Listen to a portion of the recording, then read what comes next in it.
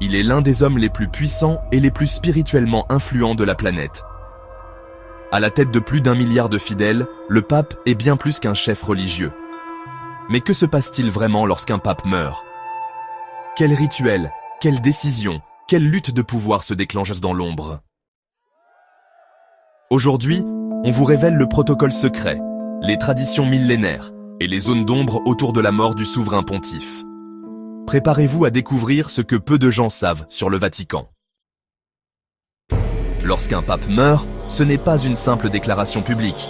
Un protocole ancestral s'enclenche immédiatement.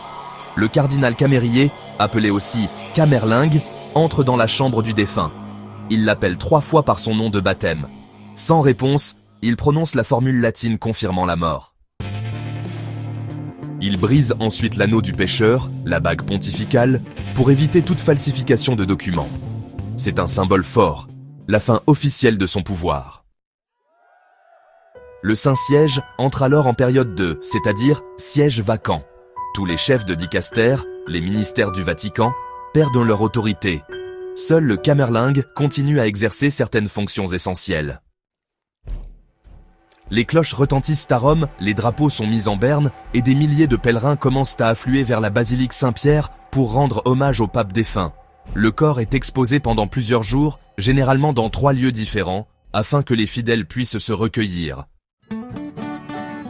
Pendant les 9 jours suivants, appelés Novendials, des messes spéciales sont célébrées. Mais en coulisses, les discussions commencent. Les cardinaux du monde entier sont convoqués à Rome. Aucun cardinal ne peut faire campagne pour lui-même, mais les alliances, les discussions secrètes et les négociations diplomatiques battent leur plein. Des tendances émergent, conservateurs, réformateurs, géopolitiques.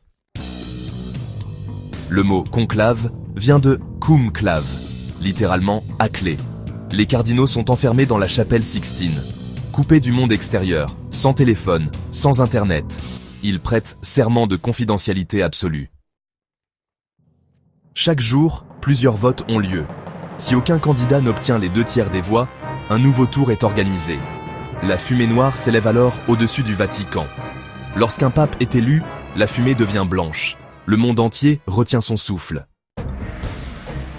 Le cardinal élu devient immédiatement pape après avoir accepté la charge. Il choisit un nouveau nom.